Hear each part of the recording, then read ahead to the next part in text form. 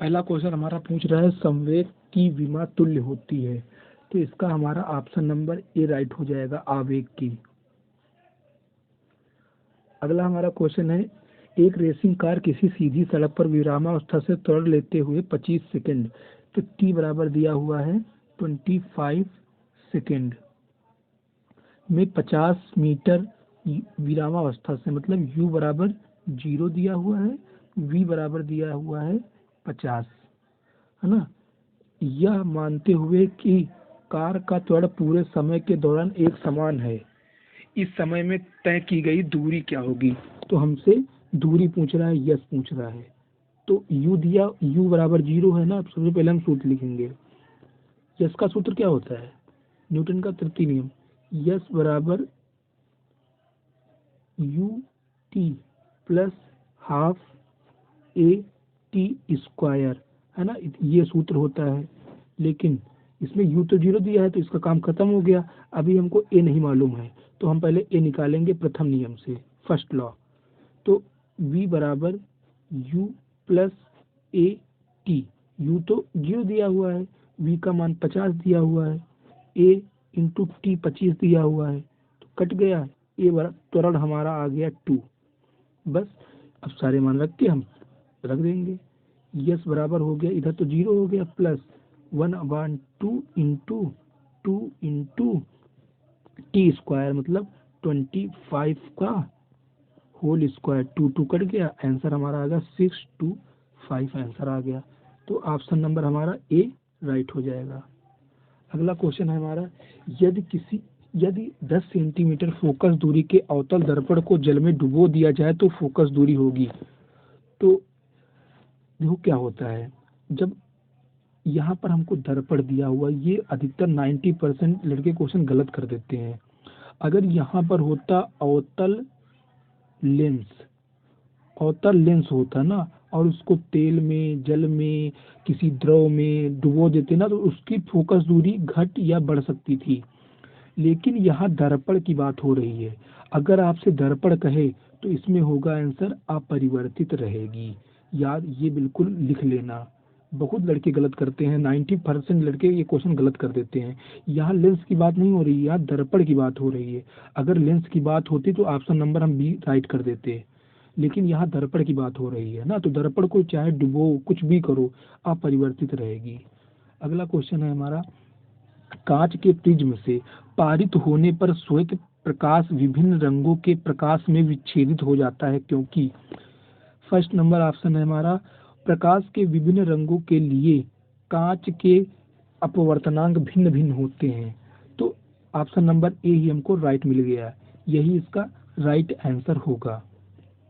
चलो, क्योंकि क्योंकि इसमें कैसे होते हैं ये भी बताते हैं। यन बराबर वी अपान लेमडा होता है, और हमको ये तो पता ही है, प्रत्येक प्रकाश के लिए बैनी यहाँ पिनाला प्रकाश के लिए अलग अलग तरंग दैर्घ्य होती है, अलग अलग तरंग दैर्घ्य होती है। तो प्रकाश की जब श्वेत किरण पड़ती है, श्वेत किरण में 7 रंग होते हैं, तो सातों रंग की अलग अलग ये होती है, अलग अलग तरंग दैर्घ्य होती है। अलग अलग जब तरंग दैर्घ्य होती है तो इसका मतलब है lambda directly proportional to V, वेग। तो अलग अलग अगर तरंग दैर्घ्य होगी तो अलग अलग वेग होगा, अगर अलग अलग वेग होगा तो वो ऑटोमेटिक 7 रंगों में विभाजित हो जाएंगे। क्योंकि कोई तो बिल्कुल भी, जैसे लाल रंग है, बिल्कुल ही कम विक्षेपित होगा, लेकिन बैंगनी रंग सबसे ज्यादा हो जाएगा, तो इस कारण होता है। ए नंबर ऑप्शन राइट हो जाएगा। अगला क्वेश्चन है, ताप के बढ़ने पर परावैद्युतांक स्थिरांक के का मान, तो T directly proportional to 1/k, तो इसका मान घटता है अगर ताप का मान बढ़ाते हैं तो। अगला क्वेश्चन हमारा, यदि C1 व C2 धारिता वाले दो संधारित्र को समांतर क्रम में संयोजित किया जाता है तो कुल धारिता होगी।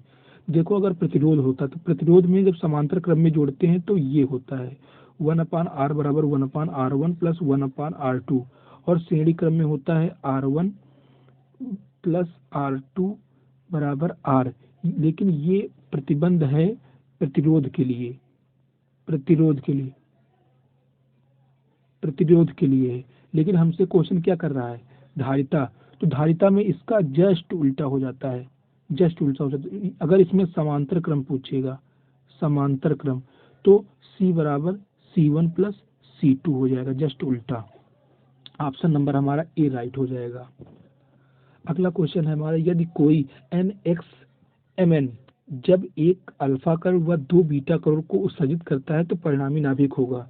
चलो यहाँ लिखते हैं NXMN प्लस एक अल्फा कण, तो 2He4 एक अल्फा कण हो गया, और बीटा कण दो बीटा कण, तो ये 2 हो गया, और बीटा कण -1 बीटा 0 हो गया ना।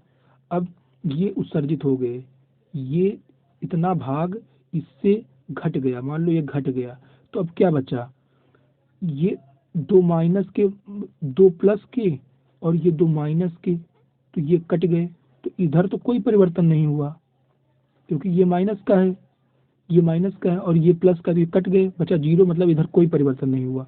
इधर 4 है, इधर 0 है, जुड़ के हो गए 4, और 4 उड़ गए, उत्सर्जित हो गए, तो इसमें क्या बचा, MN-4 बचा।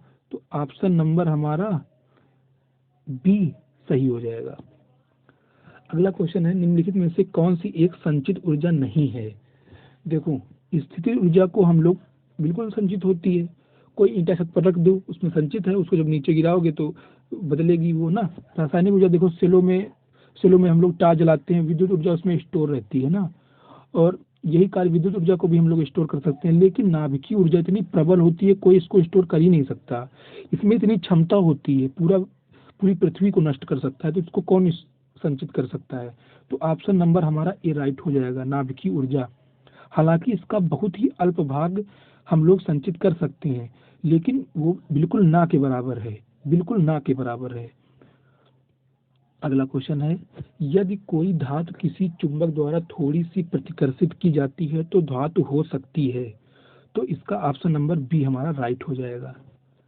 अगला क्वेश्चन है, दो लंबे तार जिसमें प्रत्येक में देश धारा समान दिशा में प्रवाहित हो रही, समान दिशा में दो तार हैं प्रवाहित हो रही, तो ये तार एक दूसरे के निकट रखें तो ये आपस में क्या दिखाएंगे, तार आकर्षित करेंगे, प्रतिकर्षित करेंगे, कोई बल नहीं दिखाएंगे।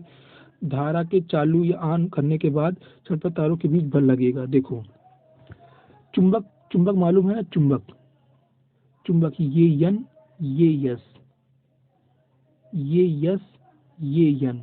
जब समान पोल एक पास रखे जाएंगे तो ये प्रतिकर्षित करेंगे। जब समान पोल एक साथ रखे जाएंगे तो चुंबक प्रतिकर्षित करेंगे, और जब तार में धारा समान होगी तो ये एक दूसरे को आकर्षित करेगी। हो गया ना, याद हो गया ना, कभी नहीं भूलेगा। ऑप्शन नंबर ए हो जाएगा। और अब इसी में, अगर चुंबक के विपरीत पोल एक दूसरे के पास रखे हैं तो ये आकर्षित करेंगे। अगर तार में धारा व्युत्क्रम है तो ये एक दूसरे को प्रतिकर्षित करेगी। अगर ये व्युत्क्रम है तो आकर्षित करेंगे चुंबक के ध्रुव, अगर तार में धारा व्युत्क्रम है तो ये प्रतिकर्षित करेगी। याद हो गया ना, दोनों चीजें अब कभी नहीं भूलेंगी।